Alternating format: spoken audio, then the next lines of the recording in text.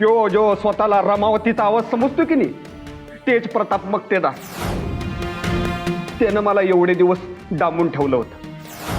फक्त एक सत्य लपवून ठेवायला, वैदेही जगताप. त्या बिचाऱ्या पोरगीवर तेज प्रताप मक्तेदारचा वाईट डोळा होता आणि त्या बिचाऱ्या पोरगीला किडनॅप केलं. मी स्वतः तेज प्रतापला नको नको म्हणत होतो, त्याच्या पाया पडलो, नाक घासलं त्याच्यासमोर. म्हटलं हे तेज प्रताप तू जे करतोय ते बरोबर नाही, हे मक्तेदारांच्या घराण्याला शोभत नाही.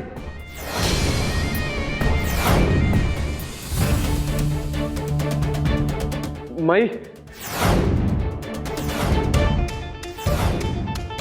पण मग तेज प्रतापच्या सांगण्यावरनं त्या वैदेही जगतापला किडनॅप करून फार्म हाऊसवर टाकलं आणि तिच्यावर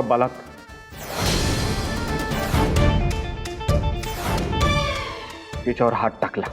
जी स्वतःला रमावतीची आई समजते की नाही, त्या आईच्या लेकापासनं रमावतीच्या लेकी सुरक्षित नाहीत.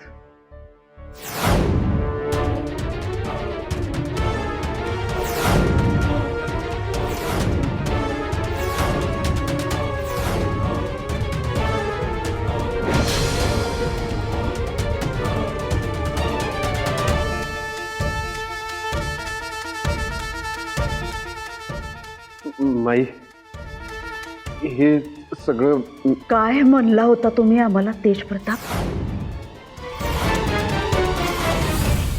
की तुम्ही त्या गुरुला शोधलं आणि त्याने तुमची माफी मागितली, तुमचे पाय धरलं.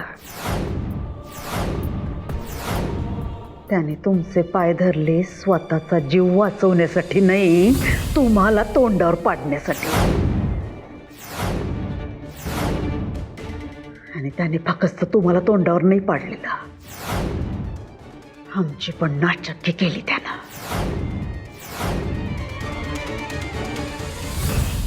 त्याला सोडण्याआधी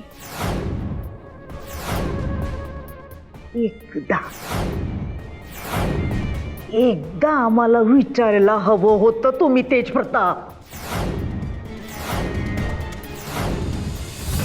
पण हल्ली नाही, लग्न झाल्यापासून आमचं काही जुमानतच नाही. तुम्ही फक्त स्वतःच्या मनाचाच विचार करताय आणि तसेच निर्णय घेताय तुम्ही. नाही मी असं काही नाहीये. मी हे सगळं फक्त दोस्तीसाठी.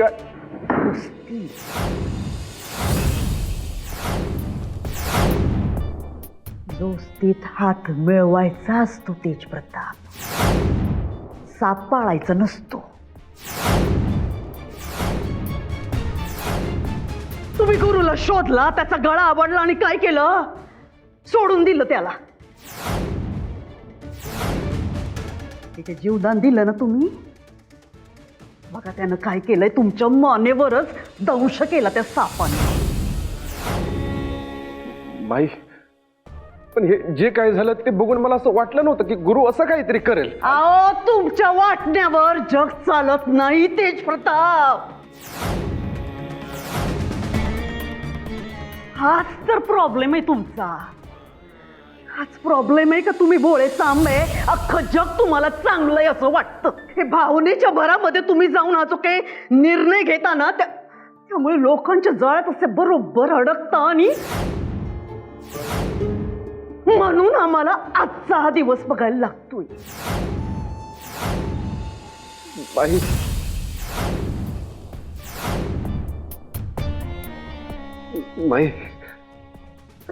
माई माफ करा आम्हाला. खरंच चूक झाली आमच्याकडनं, खरंच माफ करा. परत तशी चूक नाही होणार माई. पण मी आता गप्प नाही बसणार. त्या गुरुचे हातपाय तोडून त्याला तुमच्या समोर हजर करून हा शब्द आहे आपला.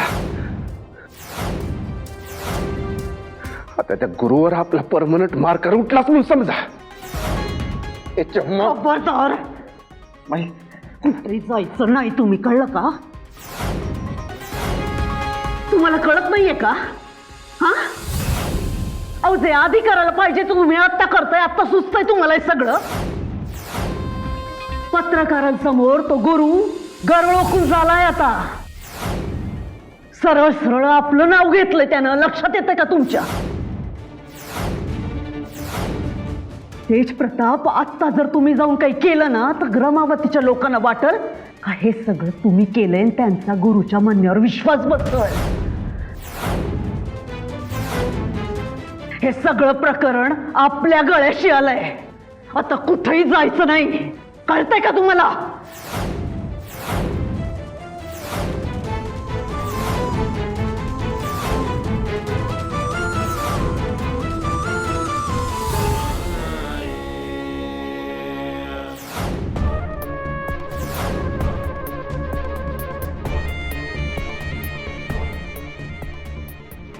त्यात तो कोलते नावाचा भुजंग आहेच तिथे बसलेला त्याच्या जोडीला. तो आपल्या विरोधात काय ना काहीतरी करणारच. माई, आपल्याला काही करून हे प्रकरण आत्ताच्या आत्ता मिटवावं लागेल. जर पुढे हे चिघळत गेलं ना तर आपल्यालाच प्रॉब्लेम होईल. फोन लावा.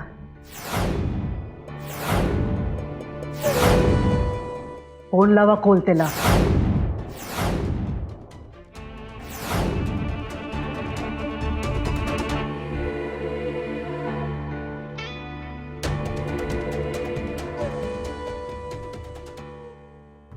साहेब, माईसाहेब मक्तेदारांचा फोन येतो मला.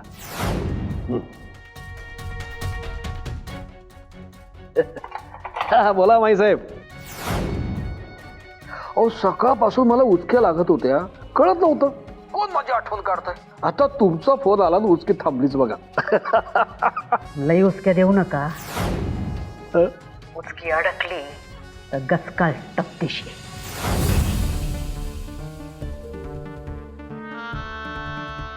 व्हिडिओ बघितला आम्ही. व्हिडिओ? कसला व्हिडिओ? बस्ता काढायला गेले होते काय प्रेस कॉन्फरन्स बोलवून? Press conference? कुठली प्रेस कॉन्फरन्स? हो माईसाहेब, काय बोलतो काय कळत नाही हो.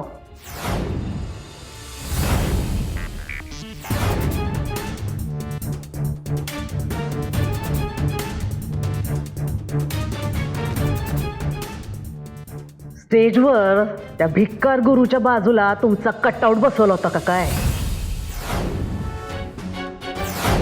का म्हातारपणात वेळ जात नाही म्हणून टाइमपास करायला बसले होते? अरे चा, त्याच्याबद्दल बोलताय होय?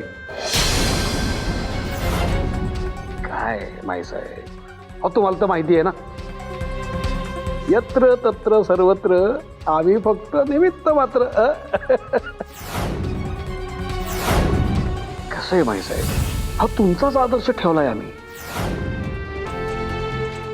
गरज असलेल्यांना मदत करायची. काय झालं, तो पोरगा आमच्याकडे आला, म्हणला माझ्यावर अन्याय झालाय तर मला मदत करा. शपथ सांगतो माईसाहेब, तो तुमचं नाव घेईल असं स्वप्नात सुद्धा वाटलं नव्हतं. नाही तर आम्ही याच्यात पडलोच नसतो. तुम्हाला म्हणून सांगते, बुद्धिबळाच्या खेळात कधी कधी प्याद एक एक घर सरकत पुढे जात आणि त्याचा वजीर होतो, पण राजा होत नाही. कधीच नाही. भाई साहेब, अहो म्हणून तर आदर्श मानतो आम्ही तुम्हाला. प्याद, काय कमाल उदाहरण दिलंय तुम्ही. हा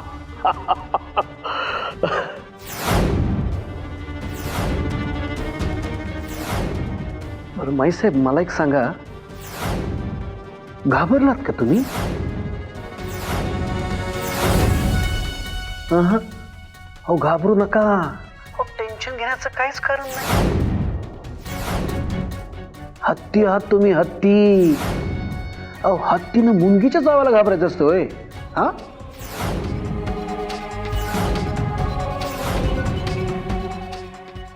बर, मला काय साहेब, कार्यकर्ते आले तुम्हाला भेटायला. बरं बरं. माईसाहेब, अहो लोक आले भेटायला तर मी जरा निघतो. आपण बोलू नंतर. हा? पण काही पण लागलं तर सांगा बरं का, कारण आपण आहोतच यत्र तत्र सर्वत्र, आम्ही फक्त निमित्त मात्र. हा?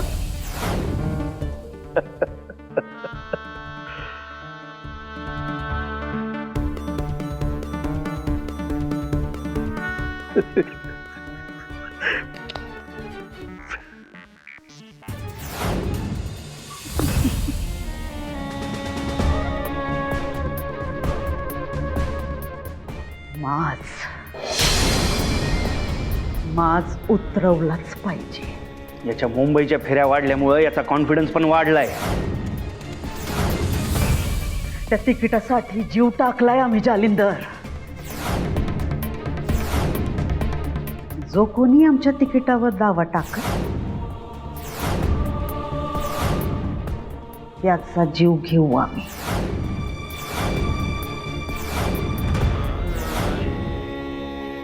पण माईसाहेब, तिकीट जायचा धोका आहे. काहीतरी करावं लागेल आपल्याला. ते तर माहिती आहे ना आम्हाला.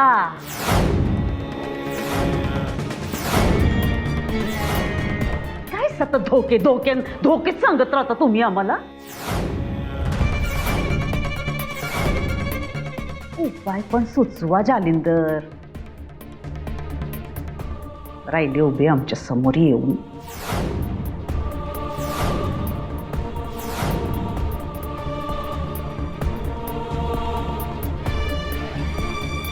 यावर एकच उपाय आहे माहिती.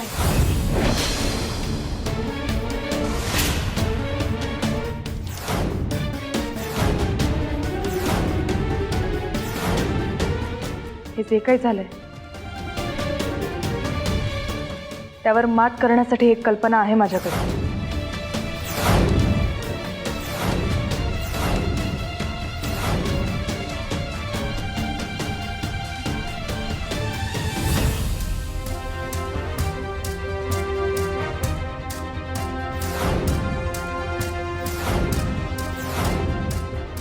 गुरुने दिलेल्या प्रेस कॉन्फरन्सचा व्हिडिओ मी पाहिला.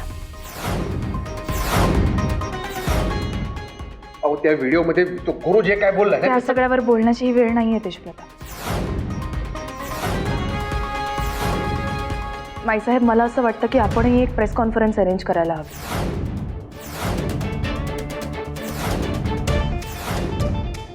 हे जे काही सुरू आहे ते माझ्याविषयी, माझ्या किडनॅपिंग विषयी सुरू आहे ना. मग त्यावर मीही बोलायलाच हवं.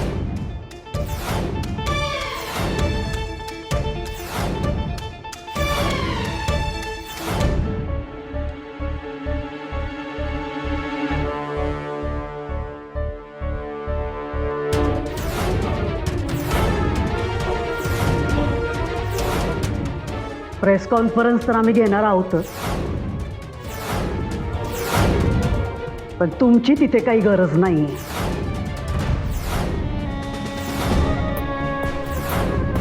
बाहेर हा जो काही वणवा पेटलाय ना तो तुमच्यामुळं पेटलाय. त्याच्यामुळं हे प्रकरण आता आमच्यावर आणि आमच्या तेजप्रतापांवर आलंय. आम्ही बघून घेतो आमचं काय करायचं ते. तुम्ही जो काही तमाशा केलाय तो पुढे झाला. आता कसं निस्तरायचं आम्ही बघतोय, पण प्रेस कॉन्फरन्सच्या जवळपास पण फिरकायचं नाही.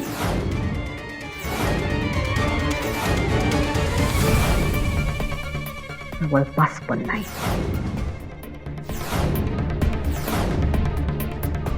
चला जालिंदर.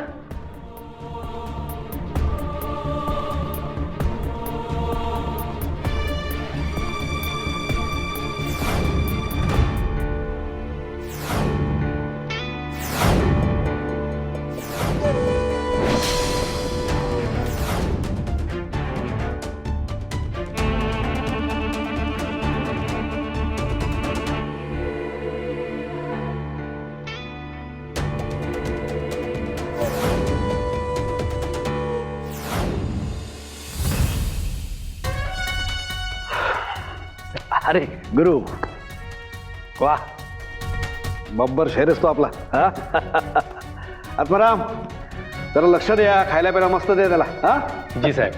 जरा जाऊन आलो.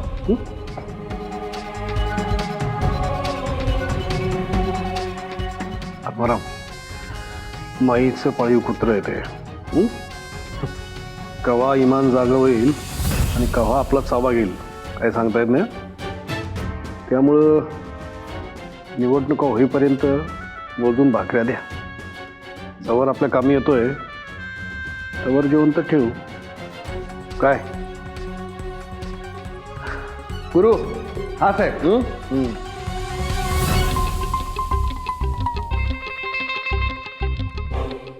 काय सर ते खायचं काय म्हणतो ते? साहेब म्हणे पेशल माणूस आहे, पेशल काळजी घ्या त्याची. स्पेशल? हा. मग आता स्पेशल मटन सांगा. स्पेशल मटन सांगू. हा सांगू.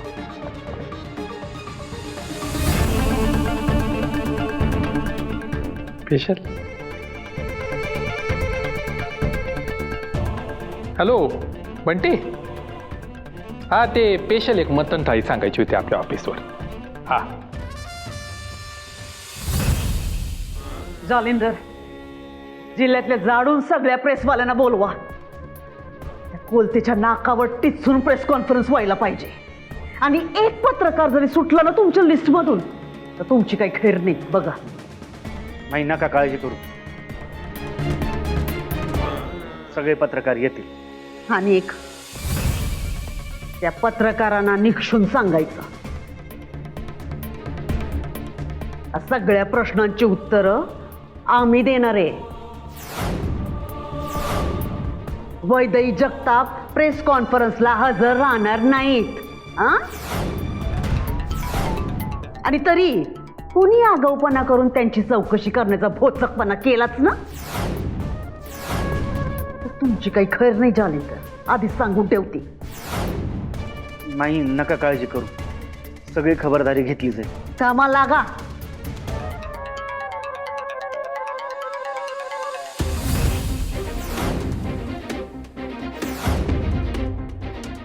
माई ऐका ना. तुम्ही आमचं ऐका, आम्हाला जरा तुमच्याशी बोलायचं. ऐकाल का? विनंतीच आहे. माई असं का बोलताय तुम्ही? अहो, तुम्ही आदेश करायचे आणि आम्ही त्याचं पालन करायचं. माई मान्य, आमच्याकडनं चूक झाली. आमची एकाच चुकीमुळे तुम्ही अडचणीत आलात. त्या गुरुला सोडायलाच नको होतं. तो विषय केव्हाच संपलाय तेज प्रताप. त्याविषयी नाही बोलायचं आम्हाला, एका वेगळ्याच विषयावर बोलायचं. काही करा पण त्या वैदेही जगताप प्रेस कॉन्फरन्स मध्ये येणार नाहीत, ही जबाबदारी तुमची. माई, मला असं वाटत होतं की त्यांना प्रेस कॉन्फरन्सला येऊ द्यावं. नाही, ऐकून घ्या तुम्ही फक्त. म्हणजे त्या म्हणल्या तसं प्रेस समोर त्यांनी बोलणं गरजेचं आहे आणि हे मला पण पटलंय माई. कारण गुरुने जे आरोप केले ते त्यांच्याबद्दल आणि माझ्याबद्दल आहेत. त्यामुळं प्रेस समोर आम्ही दोघं मिळून गेलो तर एकदाच काय ते खरं खोटं करता येईल ना.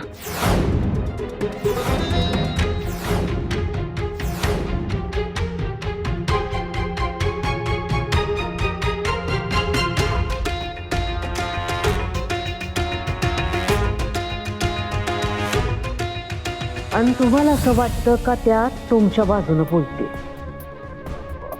बोलतील ना माई, का नाही बोलणार? सगळं खरं खोटं झालंय त्यांच्या समोर. गुरुकडून सगळं वधून घेतले तर. तेज प्रताप, तुम्हाला अजूनही माणसं ओळखता येत नाही.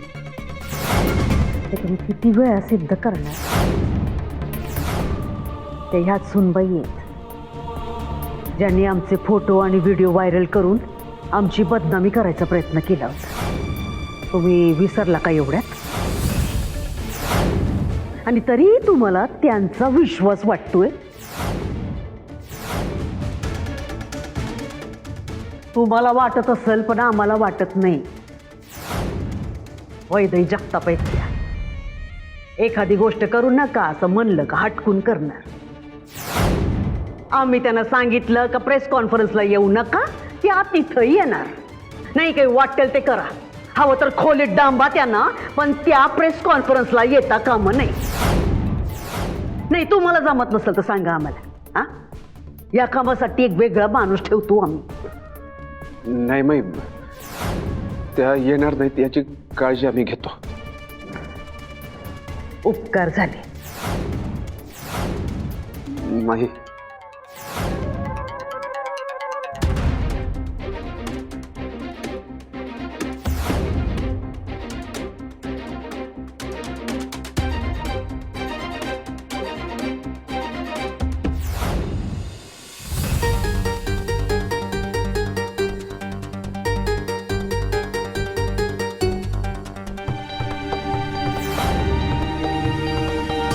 हाय प्रिया, प्रिया थांब जरा. हे माईकवाले कुठे चाललेत सगळेजण? माईचा कोर्ट भरलाय का? नाही, मग माई प्रेस कॉन्फरन्स घेणार आहे. माई प्रेस कॉन्फरन्स घेतेय. ऐक ना, ते प्रत्येक वाक्यात कसा प्रश्न असू शकतो? मी चालले, तू पण ये, म्हणजे तुला सगळं कळेल.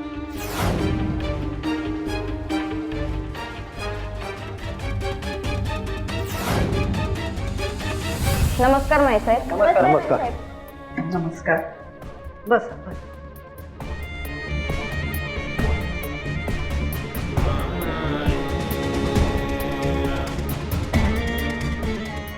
आता विचारणार का प्रश्न? बसलो आम्ही. विचारा. माई साहेब, ही प्रेस कॉन्फरन्स वैधही मक्तेदारांसाठी ठेवली आहे की तुमचे गुन्हे लपवण्यासाठी? ओ मॅडम, काय बोलतोय तुम्हाला कळतंय का? बरोबर बोलताय त्या.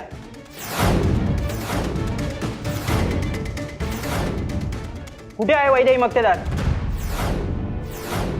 माई साहेब, गुरुने तुमचं पितळ उघडं पाडलं म्हणून स्वतःला सेव्ह करण्यासाठी तुम्ही ही पत्रकार परिषद बोलवली आहे का? एक मिनिट. काय चाललंय तुमचं?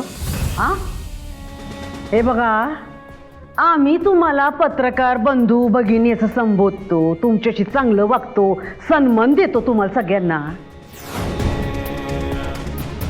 याचा अर्थ असा नाही का तुम्ही आमच्याशी वाटेल ते बोलाल. आणि आधीच सांगतोय, आरोपात्मक प्रश्न विचारायचे नाही. हा,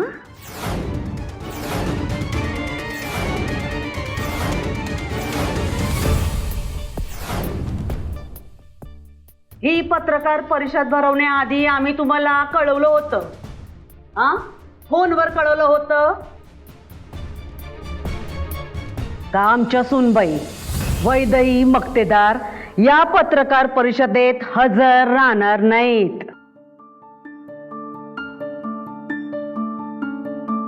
त्यामुळं त्या इथे काही बोलण्याचा प्रश्न येत नाही. कळलं का?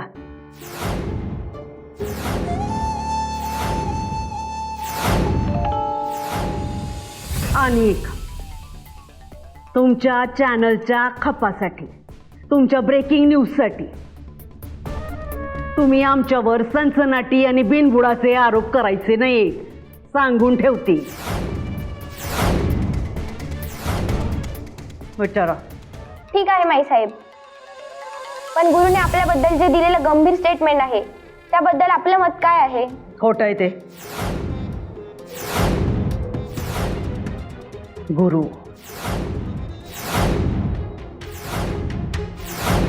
त्याच्या वक्तव्याबद्दल आम्हाला तर इतकंच म्हणायचे का आजकाल काही लोक हे स्वतःला प्रकाशात ठेवण्यासाठी इतरांवर चिखलफेक करतात आणि त्यांना अंधारात लोटण्याचा प्रयत्न करतात.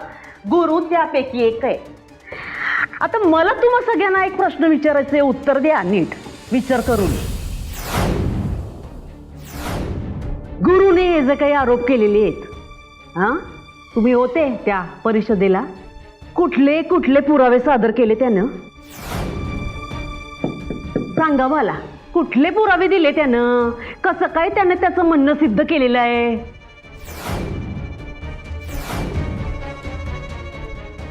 तर आता रमावतीची आई म्हणून आम्ही हा अधिकार रमावतीच्या जनतेच्या हातात देतोय. का त्यांनी आमच्यावर विश्वास ठेवायचा का कोण तो गुरु त्याच्या बोलण्यावर विश्वास ठेवायचा? तो म्हणतोय ते खरं आहे का खोटं आहे हे करण्याचा अधिकार आता आम्ही आमच्या रमावतीच्या जनतेच्या हातात देतोय. त्यांनीच ठरवावं.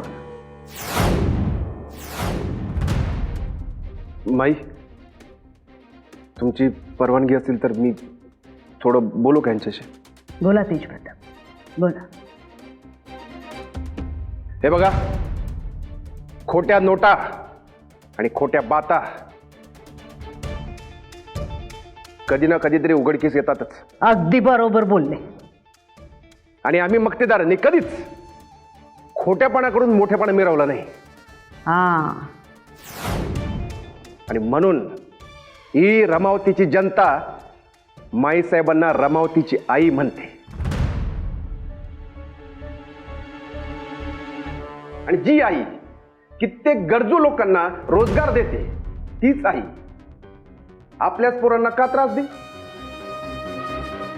मी सांगा ना तुम्ही.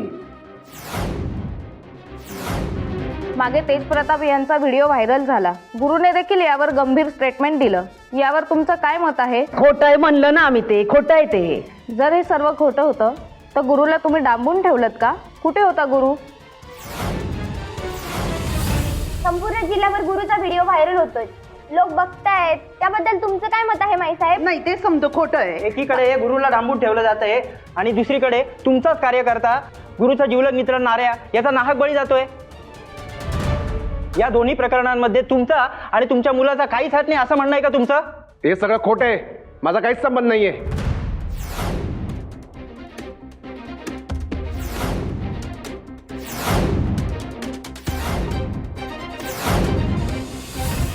मागे तेजप्रताप यांचा एक व्हिडिओ व्हायरल झाला होता. गुरुने देखील यावर एक गंभीर स्टेटमेंट देखील दिलं. जर या दोन्ही गोष्टी जुळवून पाहिल्या तर गुरुचं म्हणणं अगदी बरोबर वाटतंय. तेजप्रतापांना क्लीन चिट देण्यासाठी तुम्ही हा सगळा डाव आखलाय का माईसाहेब? जनतेच्या मदतीसाठी सरसरणारा हात आज लोकांचा जीव घेतोय, अत्याचार करतोय. तुमचं काय मत आहे त्याच्यावर? तुम्ही स्वतःला रमावतीच्या आई समजतात. तुमच्या मुलापासनं जर रमावतीच्या मुलीच सुरक्षित नाहीयेत तर यावर काय म्हणणं आहे तुमचं? ज्या वैदेही मक्तेदार ज्यांच्यासोबत हे सगळं घडलं, ज्या प्रत्यक्ष साक्षीदार आहेत, कुठे आहेत त्या? त्यांना तुम्ही डांबून ठेवलंय, त्यांना यांनी डांबून ठेवलंय गुरु सारखं. कुठे आहेत त्या? शांत बसा. वैदही मक्तेदार इथे.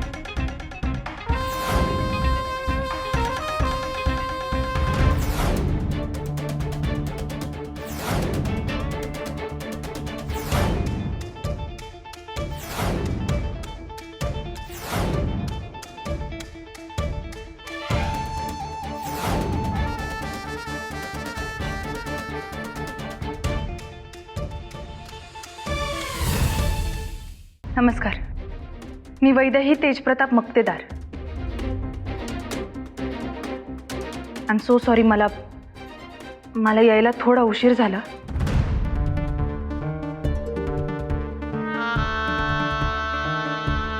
पण माईसाहेब आत्ताच तर म्हणालात की तुम्ही येणार नाहीत म्हणून.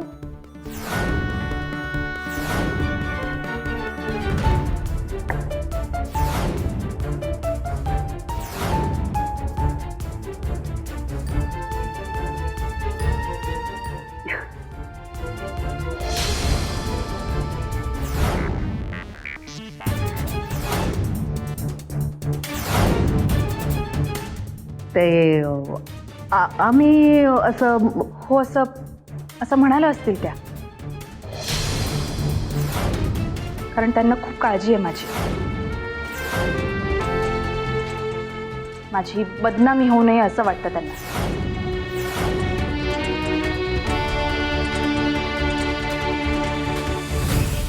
मक्तेदारांच्या सुनेच्या प्रतिमेला तडा जाऊ नये एवढीच इच्छा आहे त्यांची.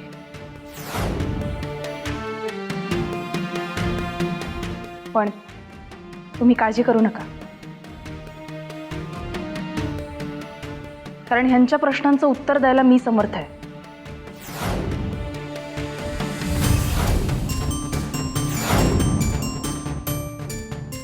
गुरुने त्याच्या प्रेस कॉन्फरन्समध्ये जे काही सांगितलं, म्हणजे तेजप्रतापने मला किडनॅप केलं, त्यांनी मारहाण केली गुरुला, यातला एकही शब्द खरा नाही.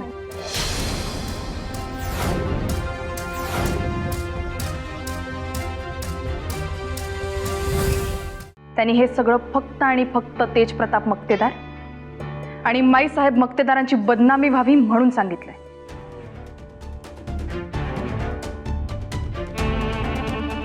हे बघा, मी कोणाच्याही दबावाखाली नाही बोलत आहे, त्यामुळे मी जे काही बोले ते पूर्णपणे खरं असेल.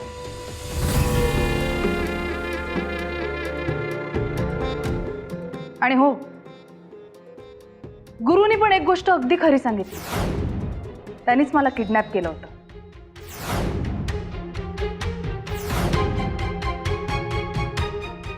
पण ते तेजप्रताप मक्तेदारांच्या सांगण्यावर नाही,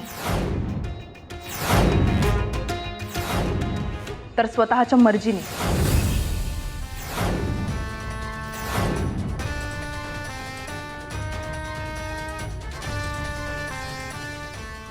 पण वहिनी साहेब, तुम्हीच सांगितलं होतं तुमच्या लग्नाच्या वेळेस तुम्ही तुमच्या मर्जीने तेजप्रताप बरोबर पळून जाऊन लग्न केलं, आणि आता तुम्ही म्हणताय गुरुने तुम्हाला किडनॅप केलं. आम्ही नक्की खरं समजावं तरी काय? हो, मी तेव्हा असं म्हणाले होते, कारण मला ते बोलणं भाग होतं. खरं काय खोटं काय हे तेव्हा मलाही माहीत नव्हतं. पण आता मला सगळं खरं कळालंय.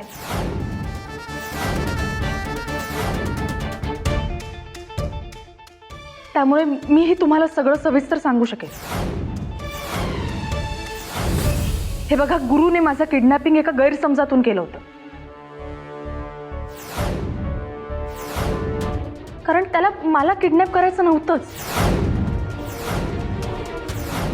त्याला माझ्या एका खूप जवळच्या मैत्रिणीला किडनॅप करायचं होतं.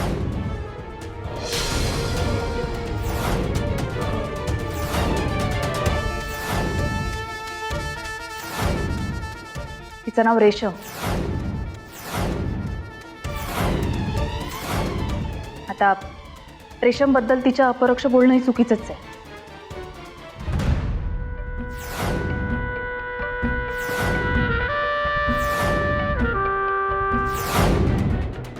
म्हणून मी तिला इकडे घेऊन आली आहे.